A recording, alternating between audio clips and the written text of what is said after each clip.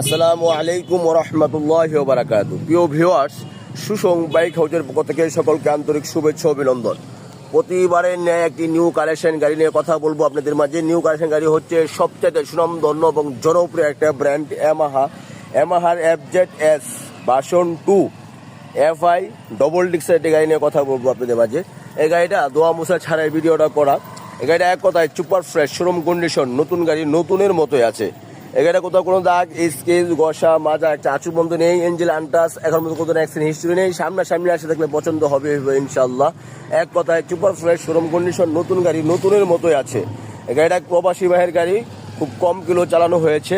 এই গাড়িটা 23-এ কিনা, 23-এ registration, Netrokona digital plate, smart card, 2 বছরের টেস্ট করা, 25 সাল কমপ্লিট কাগজ।